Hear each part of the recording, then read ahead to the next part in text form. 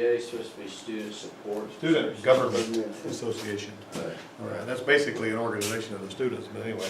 Problem solving is what we're talking about here. We're going to talk about this, and this is something that we have to do sometimes. If you're doing something that seems like a routine operation, that doesn't seem like it's going to be that big of a deal.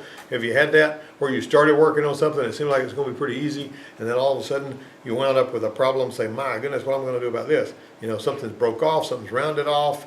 You're basically like, or whenever the bolt got broke off in the Trailblazer that had to be drilled out a little bit earlier this semester. Whatever, there's a fire over The dirty hand is dealt. That's basically one of those things that happen sometimes. You know, I've seen them where there were some cars I would be working on that just didn't want to let go of me.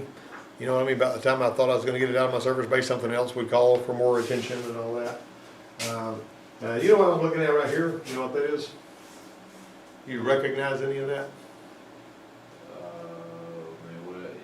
This kind of terminal? I mean, what was the problem here? What kind of car, what kind of vehicle is that? I would say it's a hybrid. It's a hybrid vehicle. It's a 2010 Fusion, and basically that little DC to DC converter sends that 14.5 volts out through that fuse right there up to the battery and charge it up. You know, if you want to see if the contractors have closed on a hybrid, if you just take your meter and hook it to the battery. If it's got 14.5 volts showing there, everything's online. You know what I mean? Because this doesn't use an alternator per se. It uses power from the big battery to charge that. And, you know, of course, you got other things going. Anyway, that's just a little picture I took there, one we were tinkering with. But the condition cause correction. You find out what the condition is, and you go into what's causing it, and then you decide what to do about it. Okay. When maintenance turns nasty, fuel filter replacement is neglected dreadfully by some people and maintained religiously by others. It's really funny. We were changing the oil in that Explorer that belongs to Olivia, and I said, I bet she hadn't checked this fuel filter in a long time. So we took the fuel filter off, and you couldn't even hardly blow through it. Now, she wasn't having trouble. We were just doing a service on it. I think we would check the fuel filter. You can blow backwards through it into a white plastic, not styrofoam, because the gas will just go right through it. But you know, there's a white plastic cup and see what comes out of it. It's interesting to do that. You ought to be able to blow through a fuel filter like a drinking straw. It ought to feel like there's nothing there. And if it's really restricted, you got to do something with it. But the lines that you got to take loose, there's a little tool. You've probably seen the little plastic tools like that, and they also got these tools like this you can buy. That little set of tools right there, you can basically get from Tooltopia for not much money, like $12, $13. Now, there was a time when these tools first came out that they were like $40 a piece for each one of the little separate tools, and they don't cost that much. Now you get a nice little set. But understanding how those kind of things work, inside that little where the line goes up in there, there's some little stainless steel fingers that grab that little grip. All right, now what the problem happens with this is some people, it'll be all full of dirt and everything. They want to just do this job real quick. They don't want to fool with having a lot of trouble with it. But all the dirt that's up in there causes those fingers not to want to release, and they keep fooling with it until where the fingers used to be like this, grabbing the little ridge. Now all of a sudden they're bent like this, and you ain't gonna get them out of there. You know, it's just a mess. You can wind up in a mess trying to figure it out. Now that little set of the thing is a little circular deal that's got little fingers on it that looks like this. It goes up in that filter. We could get those from the parts store. We could buy them. You know, they would actually sell them out of the, you know, just a little, you know, you do fish them out of there with a pick and put a new one in there, and it works out okay. But chances are you're probably going to have trouble finding it at the parts house. But so what you do is you're going to take and spray up in here with something to make sure that's really, really clean, which would be your brake parts cleaner or something like that, or whatever. Even if you have to be 409, blast it really hard with your air, and then you're going to put some lubrication of some kind of WD-40 up in there, and then those little fingers will open up and they'll let that thing come off of there. You got me? Of course, there's O-rings up in there too. Sometimes they'll let it grab. All right. When you get this is what it kind of looks like on the vehicle. When you get the dirt and grit cleaned out of these retainer fingers, you right there, you kind of can see a little bit. They'll move really nicely, and you can remove you can unplug the fuel filter and that kind of thing. But that's a fairly common thing to do. You know, on that right there. Okay, so and then there's these new and different ones. I showed this to Justin the other day, and I'm going to show this to y'all. This is on, believe it or not, this is on my pickup. Let's see if I can get it to load that video and play it. There we go. Come on. It's gonna make me wait. Let's see if I got my. Okay, we're gonna pop this little thing out here, and we're gonna push that in. That's gonna let us pull the fuel filter out. See how that works? Step it back in there, step it in, you got it done. You'll see it again? Okay, we're gonna pop this little thing out here, and we're gonna push that in. That's gonna let us pull the fuel filter out. See how that works? Step it back in there, step it in, you got it done. Got it? All right. Now then, this is something I want to caution everybody on. We've dealt with this kind of thing before. Don't break any retainer or fuel tank hose connector. Like when we go out there and fly in there, we're going to change a fuel pump, or we're going to pull it out, put a sending unit in it. You know, we feel like, well, we'll just start lowering the tank, and whatever is still hanging on, we'll go ahead and unhook it then. But what happens is sometimes, like on that Dodge Caravan, you have a little bitty nipple about 3/16 coming off. It's part of your evaporative system. Come down, oh, that's part of the tank. You can't get it without buying a tank, which is $1,000. Okay, so you don't want to do that and feel like it is BI8. You know what I'm saying? Because a lot of times it's not.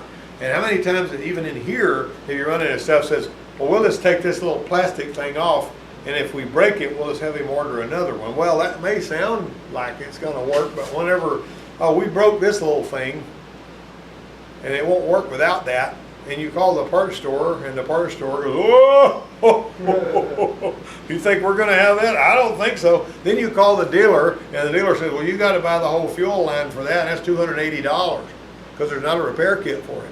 See where I'm going with that? Be really careful. A lot of that stuff's made out of plastic. You see a little broke off thing like that? What you going to do about that? I mean, we're talking to replace the gas tank stuff. So be really, really particular about that. If you patch something with wire ties, it was supposed to be retained. Not to mention your evaporative system. You're changing out something, you cracked something, broke something, tore something up like that, put it back together, well, it's not going to leak gas, it'll be all right. Well, all of a sudden the check engine light's on, we got an evaporative leak, put your smoke in there, it's coming out where you broke it. Then you find out you're going to have a gas tank. You see where I'm getting that? This is really, really important, all right? So don't go there. Be really particular. If you're just winging it and you're trying to remove a fuel tank, filter, or other component, you can cause serious damage. Also, on the ones that have these lines like I was talking about, some of these people on these Fords, the little filters would have long stems for the lines to hook up, so you'd have room to put the tool in there. Well, some of them that use little plastic retainers looked exactly like the same filter, but the stems were really short. And somebody would click that thing on there, and it would be so close to the filter, ain't no way you're going to get the tool in there to get it back off. You ever seen anything like that? I've seen it more than a few times. People come in there and change the fuel filter on my whatever, get in there and look, oh my word, who did this? Well, I mean, it's okay until the fuel filter needs to be changed again. So how do you handle that? You know what I'm saying? Your little, where you put the tool in there, spread the fingers, they put a filter in there that the little nipple's too short. And now the thing is, yeah, it's sealed, yeah, it's retained, it ain't going nowhere, but it's like within 1/8 of an inch of the filter. Now, how you gonna get it off there? Anybody that's done that? Cut it. You gotta cut the fuel filter with a hacksaw, not with a high-speed cutter, okay? You don't want sparks. Take a hacksaw, cut it off, and then you can reach up in there with your tool and get it out that way. I've had to do that. I've had to hacksaw them off of there. And good call, So John. you gotta have the tool to put it back in too? You don't have to have a tool to put it back in. You just go click. Well, how did they get it stuck? Huh? How did they get it stuck, man? They basically took they got a filter that was supposed to have, it's the Ford fuel filter? And it's got the long stems on it. Yeah. All right, the ones for the older vehicles had a stem that looked exactly like that, only it was about half as long. Right? And you could snap it on there, but getting it off, Oh, you couldn't get it back on? no, you couldn't get it back off, but you'd have to cut it, cut the little nipple off of there, and then you can get your tool in there because this big body of the fuel filter is gone now. I should have actually taken a picture of that. I was thinking they got the tool stuck in. No, they did not even get the tool in there at all. I couldn't even get the tool in there. And make sure it smacks somebody did that. Well, I got to go get you a little, stubby hacksaw and work it off. Like I say, don't do anything that's going to throw sparks when you're working on a fuel line, right? All right, don't wing it. All right, so that's a little flashing thing there. Kits are available, but not for everything. You can buy kits that's got all these little fuel line retainers, right? But there's always gonna be some fuel around the retainer that's not available. All right? You can go to Advanced Auto Parts or any of these places, you can buy little kits that's got, every mechanic, if he's gonna be worth his salt, and he wants to be a self-reliant kind of a guy, will buy a little boxes of snap rings, E-clips, hairpin clips, cotter keys, stuff like that. Of course, a lot of guys say, well, I ain't gonna buy that, I'll get it out of the parts room. Well, I've gone to the parts room before to get a 20 amp fuse, and they said it's out of 20 amp fuses. I guess you can put a 25 in there, but you won't go with that. Have the stuff you need, if it's in it, if at all possible. And all these retainers, I got a little box of these things in here that I've gathered up, that I'm keeping there. Now this right here was a nice little headline I thought I'd show you there. The police failed to nab the donut snatcher in a 100+ mile-an-hour car chase. They didn't ever catch that kid. I guess he got completely away. All right, so GM cars use a filter that can be removed with wrenches, but there's O-rings right here on the tips of the line, so be careful with those. Usually an existing O-ring will work a second time. This is a little brown O-ring, it's a special one, and that kind of thing. You better be, like you were doing this morning, you better be holding that filter when you break it loose. Now that's where your sealing takes place. This just pushes it in there and squishes the O-ring. That one doesn't have a flare, it's using O-ring seal. Understand how it seals, right? Because some people feel like if it just screws in there, it won't be a problem. All right, now, this was another one here. The otherwise routine Toyota Camry fuel filter turned out to be a monster. And I think I've still got that fuel filter over there somewhere. I could go over there and dig it up and pass it around, let you look at it, one way or another. All right, but you'll get to see the picture in a minute. This one here's a banjo bolt on the top and a flare nut fitting on the bottom. What's a banjo bolt? Hollow bolt. It's a hollow bolt, but it's like you use on a caliper, right? You know how you got a little banjo fitting in it, you got the washer on either side, the bolt goes through there and all that kind of stuff. All right, that's what it looked like. There's your, see, I didn't draw the bolt because I wasn't confident enough that I could do that on paint and make it look good. But anyway, coming from the fuel pump and going out to the fuel rail, it's got a banjo bolt on the top, flare nut fitting on the bottom. I took a picture of that. Now, some of them on Chryslers, and you may have even seen this on some of the other ones, all you have to do is grab these little, on that number 1 item, and pinch those in, and it'll come unplugged. Now, what you do have to do is take the little plastic retainer off and put it back up in that, this black part. In other words, whenever you squeeze that and pull this off, that plastic retainer is going to stay there. See what I'm saying? And then you got to take some of the heater hoses are like that, except they're bigger. But pinching those in will let you pull that off. If you see these, usually you can get them off like that. Okay, now like that. So they have frame-mounted fuel filters in their lines. They've got little plastic retainers like that, so on and so forth. So it would seem simple, this job we had to do. There's the fuel filter on that vehicle right there. And this is how the shop manual reads. You can look it up in the shop manual and it says, Toyota does not provide specific instructions for fuel filter replacement. However, important related procedures are discussed under service precautions. And that's basically bleed the pressure off the fuel system so that when you take it loose, it doesn't go spray gas everywhere. Anybody ever been sprayed with gas because you didn't bleed the fuel system? I mean, because you didn't depressurize it? Translation, you're on your own. How hard can it be, I mean, you can see what to do. These are the ones you like. Whenever you can look at it and you can see what you need to do, right? It's not always like that, is it? Sometimes you look at it and you think you can see what you need to do, and then you find out you got a great big surprise. Have you ever had a great big surprise? A big surprise like that? John, you never have you? Or, you never had a big surprise when you were working on something? All right. The guy I had working on it got the banjo bolt out really easy. Put a socket extension, whoop, breaks it loose, brings it on out of there. However, couldn't get the fuel line on the opposite end to break loose. It was a plain old flare nut, not even with a 6-point flare nut wrench, and that's a flare nut wrench. Use a flare nut wrench whenever possible. Everybody knows about flare nut wrenches, right? Like a box end, it's got a little place cut out over there. And it's beefier too. One time, I went to the parts store when I was working out there at my dad's shop, and I said, I need an 11mm line wrench, which is like the same size 7/16. So I went to the Napa store, and I bought a Blackhawk line wrench that was 3/8 on one end, 7/16 on the other. Okay, when I got back out there to the shop, brand new wrench, and I like Blackhawk tools, don't get me wrong. I put that wrench on that, and the first thing I tried to turn it, the wrench popped right there. I didn't even put any pressure on it. I said, I just bought this wrench, and I drove, 5 miles to town to get it. Okay, but anyway. But I tried it myself, and it may as well have been welded. Could not get that thing to turn.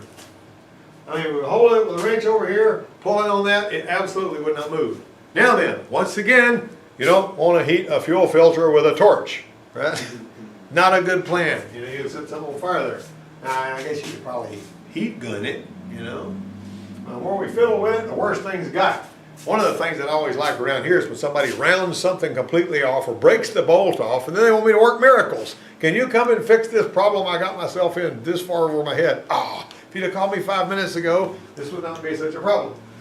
Before we cut the line, which I knew we were going to have to do, I called Toyota. No, there's no repair kit. A fuel line will be more than $100.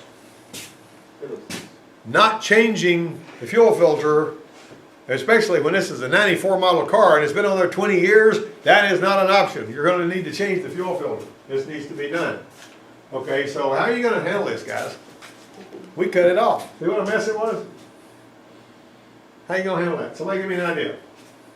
What do you like writing that? What do you mean? How are you going to fix that, man? Tell me something. You just said This is the actual fuel filter that is in that You picture. still ain't got it off there. By the time you cut the line, getting this off of here is not the issue. You need to fix this. You got to fix it. You just said you have to buy a new line. No, we're not going to pay $100 for a line. Customer don't want that. He just wants his fuel filter changed. Well, you're gonna have to. I mean, is there enough room to stretch? Left line left where it is stretched to reach the new filter. Well, Where you can. most likely, but what you're going to have to do. Let's just say you put a new flare nut and flare it again. Yeah, that's not a bad idea. But you can't get a flare nut. Why? Call the parts store, say I need a flare nut. They go, whoa, not one that size. What I did was I found this in my little box of tricks. This is actually 1/4 inch pipe on one end, on the other. And so I said, how does this feel? And it screwed in there. I said, we may be able to do something with this. Although pipe thread's tapered, but it still fit those threads good enough to where I could tell if I ever was able to use it for this, it would be okay. Now, I know what you're thinking. What did you do? Screw that up in there and hope it would seal, and then, no, that ain't what we did, okay? So the threads were really near the same pitch as the metric fitting on the fuel filter. Just so happened. Pipe threads tapered. Those threads matched our filter surprisingly well. We couldn't get the right flare nut at the time we were making this repair, and this was the next best thing. Now that's how a flare nut works. You got a little cone in there that flare goes against. All that nut does is hold the cone against the flare, and that's how it seals.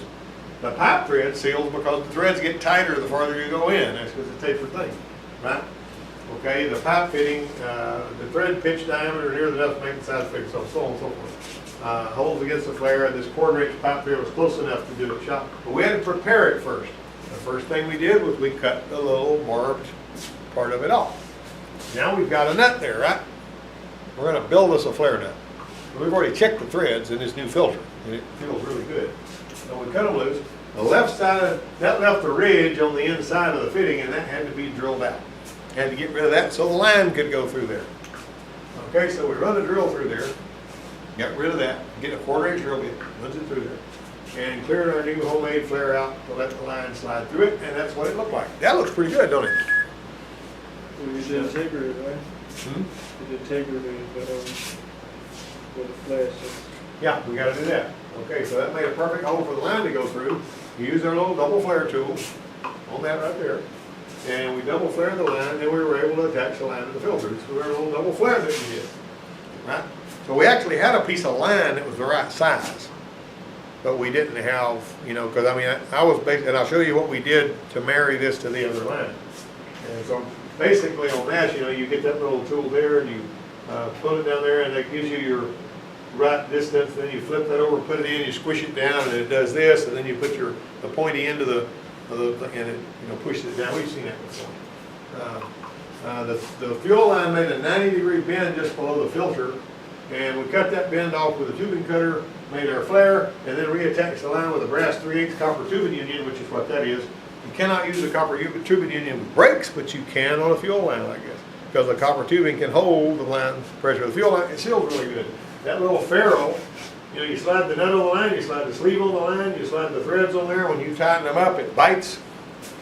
Got you a nice little marriage there. See, I actually bent that so that it would fit. That's where we put it together, right there. And the next time, see, that brass is not going to gall and stick to the filter like the other one. Fuel systems don't have that much pressure.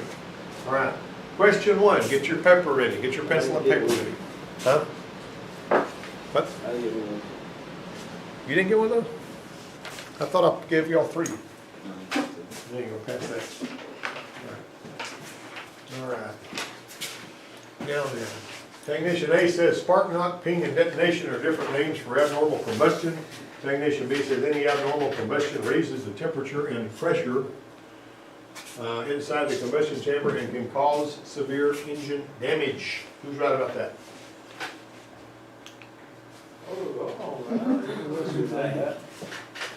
Sorry about that. Any abnormal combustion raises the temperature and pressure inside the combustion chamber and can cause severe engine damage. Who's right? That's like 2 questions in one, isn't it?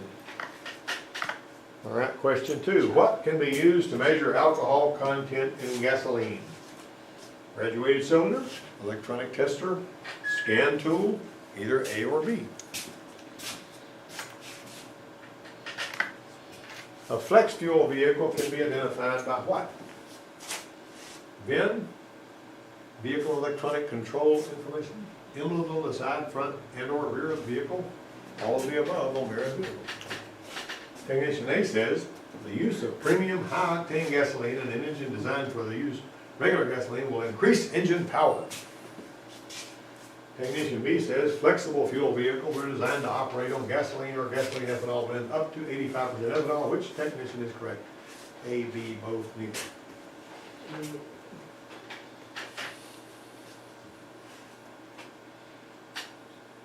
I don't like the last word. You don't like the last word? And the reason I say that is because it's not the engine that's designed, it's the computer. To do it. Whoa! Oh, oh, oh. All right. Which of these is added to a fuel for testing purposes to avoid problems with the variation of gasoline?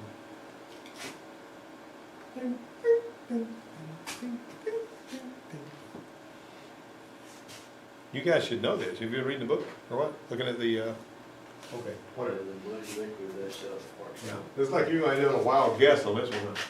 All right, which one should avoid overfilling the fuel tank but cause flat? The extra fuel goes into the expansion area of the tank. The charcoal canister may get saturated. The charcoal canister may get dry. The extra fuel simply spills onto the ground.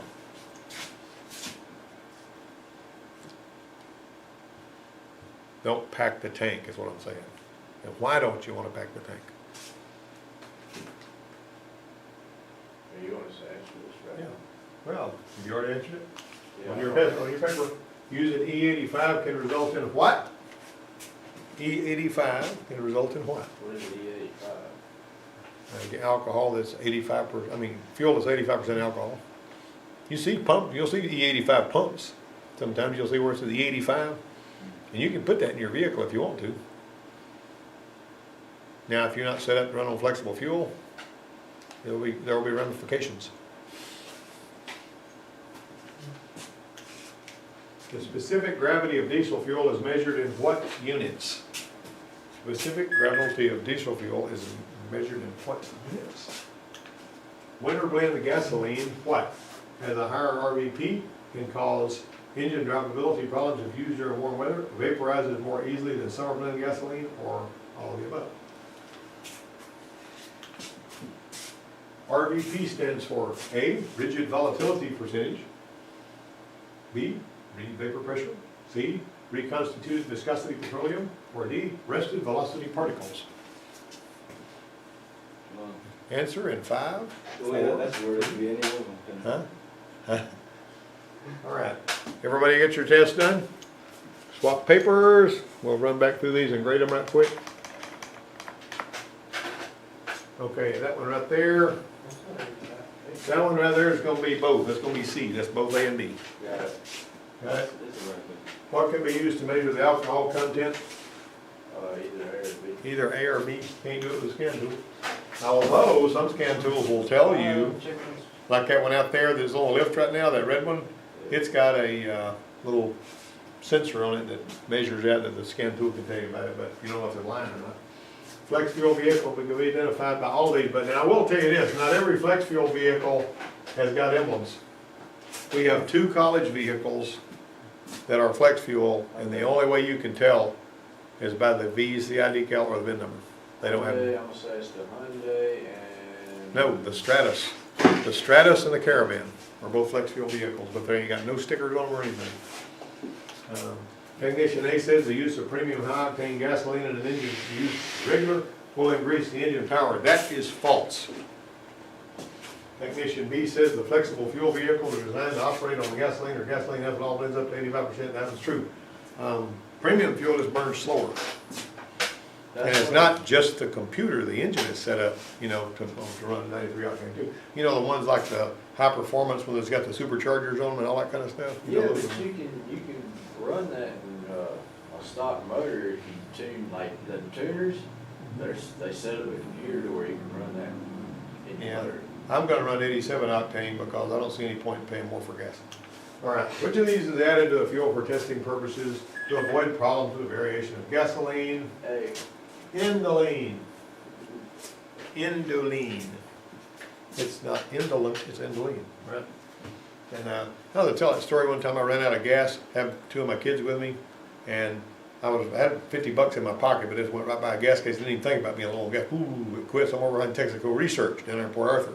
So I walked up and knocked on the door at Texaco Research. This guy with a lab coat came out and says, "I'm out of gas. You know, I can give somebody to do something for me here." And he went in there and he came back with this bottle with a big cork in it and had a sticker that says toluene. He said, "Pour that in there. It'll run off that." Okay, well, you want the bottle back? I don't need it. Just take it with you. So I poured it in the car. Boy, it ran good off that stuff. I went back down to the gas station, put some gas in it. That was a good shit. It never did ping or spark knock with that stuff either. Usually it pinged a little bit. One should avoid overfilling the tank because what? The charcoal canister may get saturated. We've talked about this at great length. If you pack it in there and it manages to make it through all of that, and a lot of times that liquid will, saturates the canister, then you'll be sitting here idling, all of a sudden it'll decide to purge the canister, it'll slug the manifold, engine tries to die, then it'll rev up and try to catch itself, and then it'll surge ahead, and you may even hit the car in front of you. It'll make it idle rough and do all kinds of crazy stuff. Don't go there. Using E85 can result in what? Reduced fuel economy, right? And the specific gravity of diesel fuel is measured in hydrometer units. If you didn't answer that right, slap yourself. Okay? Winter blend gasoline has higher, all of them, right? Now we want to know what C, RVP stands for. reconstituted viscosity petroleum. Huh? Reconstituted viscosity petroleum. What did you put? I put C. Huh? You put what? Reconstituted viscosity. What'd you put, John? Same. Let's read vapor pressure. You guys just fell right into that trap, didn't you? That's like I put a question on there one time about a heated hydrocarbon vent. And everybody's really confused about that. They didn't know there's no such a thing. You know? If it sounds official, you feel like that must be the answer. You know, so you find the one that sounds the most scientific. You know, and the read vapor pressure sounds the least scientific here. All right. All right. That's for today. What do you think? Everybody happy?